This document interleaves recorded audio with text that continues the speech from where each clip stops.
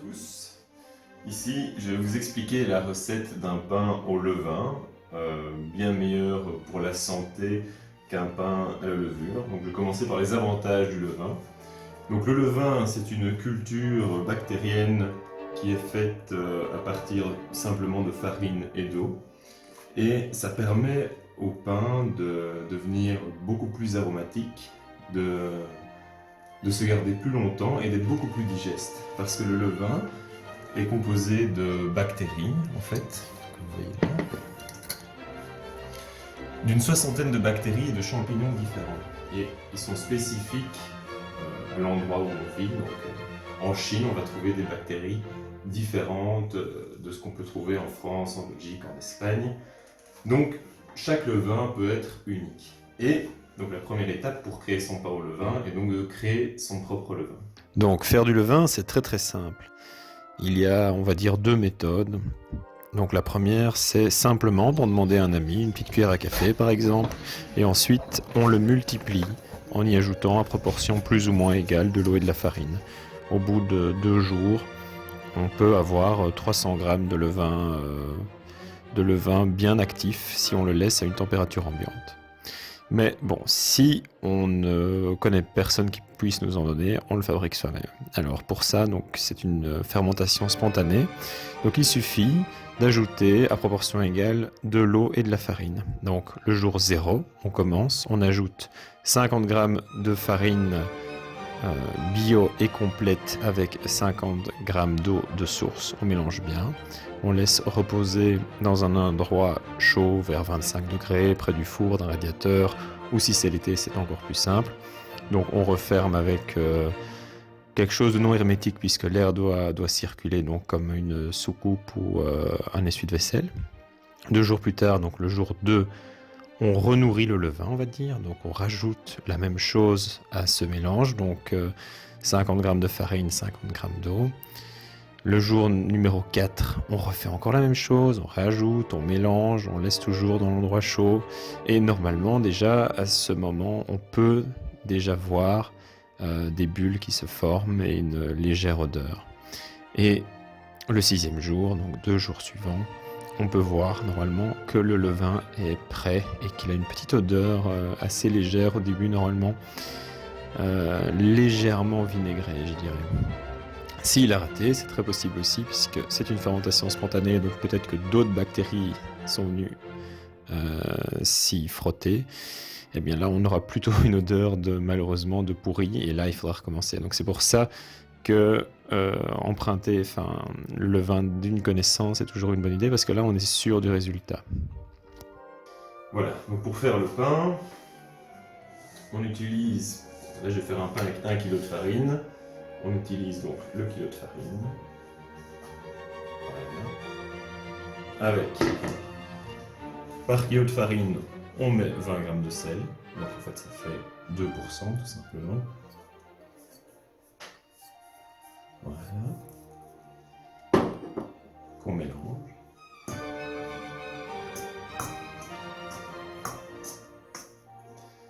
Voilà.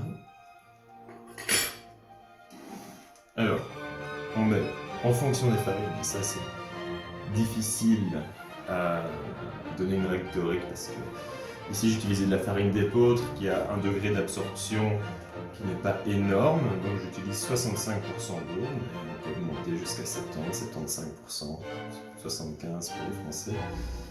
Donc, ce qui compte, c'est l'aspect de la pâte finale. Donc je vais vous montrer quand on aura terminé. Et ensuite le levain, donc ici plus ou moins 300 grammes de levain. Mais le levain, ce qui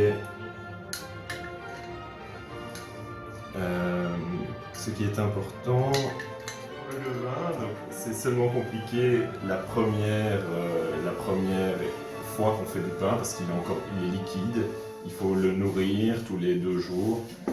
Mais une fois qu'on a fait son premier pain, il suffit de prendre une portion de la pâte avant de le mettre à cuire et ce qui servira de levain. Et donc cette pâte, il suffit de la garder au frigo et ça tient facilement 1 mois.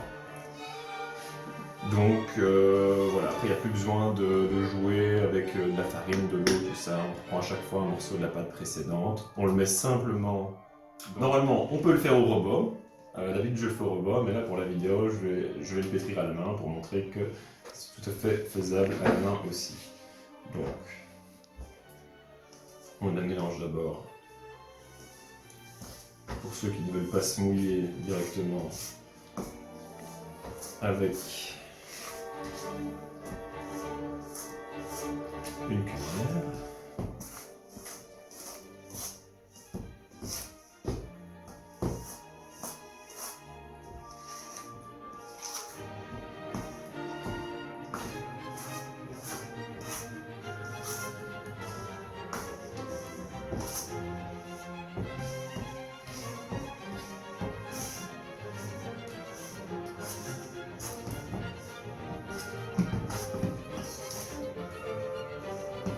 Et ensuite,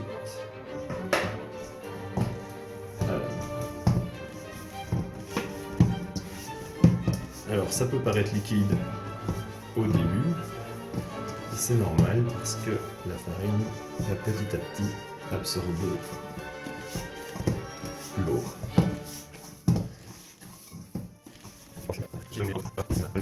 Un petit peu. Donc là le pain n'est pas du tout élastique. La pâte n'est pas prête. Hein. On voit en fait, la pâte doit être élastique, elle n'est pas du tout prête.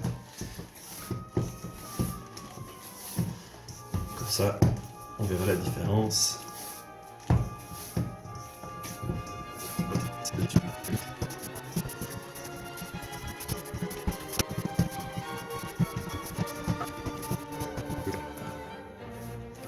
Déjà qu'elle devient un peu plus élastique. Je peux rajouter un peu d'eau.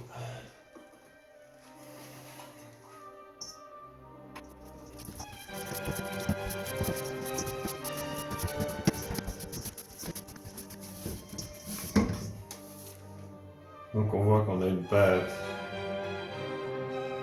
qui devient vraiment souple. Et elle est légèrement collante. Hein. Donc elle colle un petit peu. C'est normal, il ne faut pas avoir peur. Mais en la travaillant,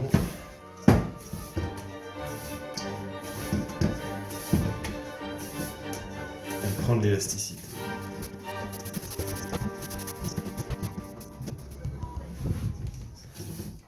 Voilà, toute... En fait, elle colle. Si je laisse ma main dessus, donc il faut aller avec des gestes assez vifs pour pas qu'elle s'imprègne dans nos mains.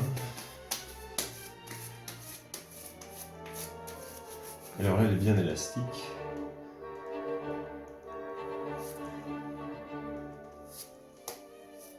Voilà. Elle ne se déchire pas.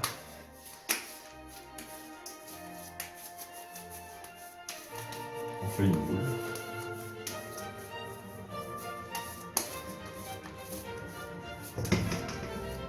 Et on remet dans le plat et on laisse reposer. On couvre avec une assiette ou un papier cellophane pendant 4 à 6 heures, le temps que ça double le volume. 4-5 heures plus tard, une fois que la pâte a bien monté, elle a doublé de volume, on se mouille les mains pour pouvoir la saisir. Donc on voit que la pâte n'a plus de corps. Donc en fait, ces étapes vont consister à lui redonner du corps. On va faire ces étapes 4 fois, qui vont consister à étirer la pâte et la replier sur elle-même pour lui redonner de la consistance, de la tenue. Ces étapes se font plus ou moins à une demi-heure d'intervalle, voire 45 minutes. Elles sont facultatives si on est pressé et qu'on veut cuire le pain alors dans un moule. mais il vaut quand même mieux les réaliser si on veut un résultat au top. Donc on replie la pâte sur elle-même de manière vive, parce qu'elle colle un peu, c'est normal. Et ensuite, on va la replacer pour la prochaine étape. Et on va directement passer à la 4e.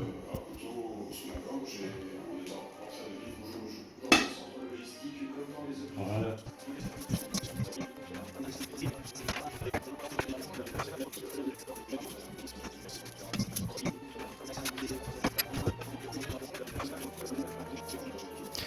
Donc ici, nous sommes directement à la 4e étape. Donc c'est la dernière étape avant de pouvoir mettre le pain à lever, avant qu'on puisse le cuire. Donc ici, le pain a déjà été retravaillé 3 fois. Et donc on voit qu'il a déjà plus de tenue. Donc il se décolle déjà beaucoup plus facilement, il tient beaucoup plus, il a beaucoup plus de résistance, il a beaucoup plus de forme. Donc de nouveau, on le replie sur lui-même, on l'étire et on le replie sur lui-même.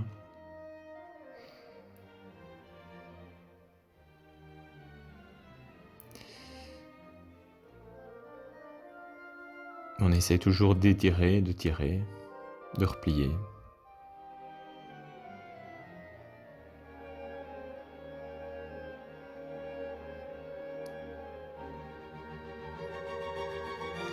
Ensuite, on le dépose sur un plan de travail, on prépare une belle petite boule qu'on farine bien.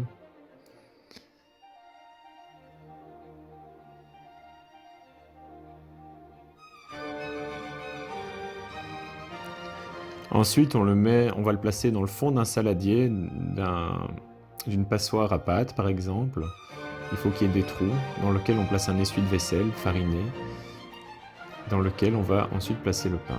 Et ça va lui permettre justement de bien sécher, de bien monter.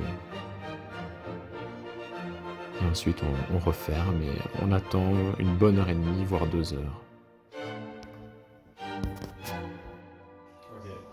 Donc, il faut mettre de la vapeur dans le four. Donc, ici. Ça c'est pour un four vapeur, mais on peut le faire tout simplement en mettant un plat rempli d'eau. Voilà, on renverse un peu, c'est pas grave. Un plat rempli d'eau dans le fond du four, parce que le pain a besoin de cuire dans une ambiance humide, dans un environnement assez humide, pour que la croûte ne dessèche pas et ne devienne pas très épaisse. Alors, c'est facultatif, mais c'est mieux. On préchauffe la plaque sur laquelle le pain va être cuit.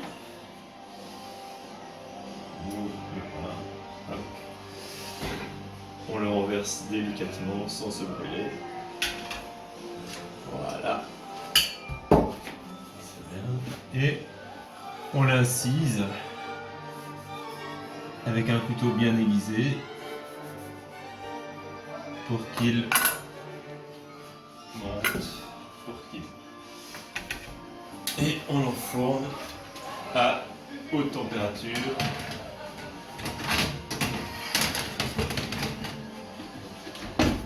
Et pour finir, on donne un petit coup de buée en versant de l'eau et on laisse cuire 1 heure.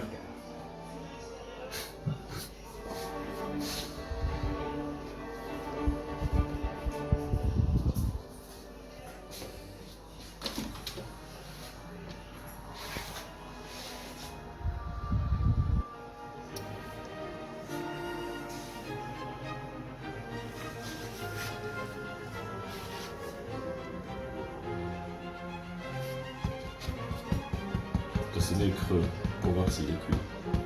Ça sonne bien creux.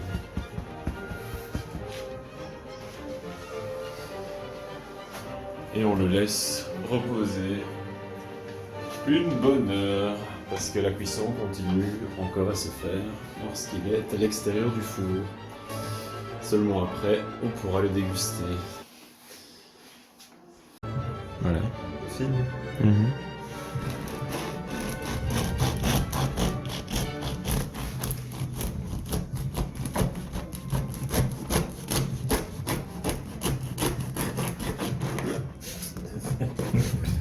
Celui qui a coupé avant moi a foiré.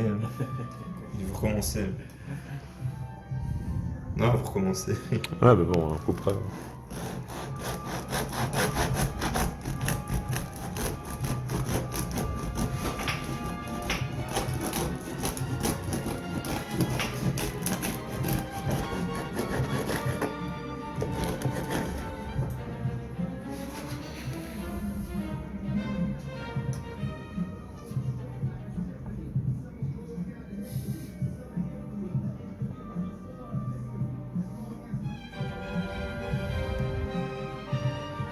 Et donc la dernière étape, après avoir fait le pain, est de le goûter.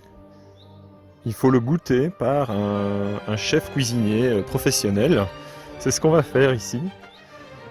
Tiens. S'il vous plaît, pouvez-vous le goûter? S'il est mangé, c'est que c'est bon.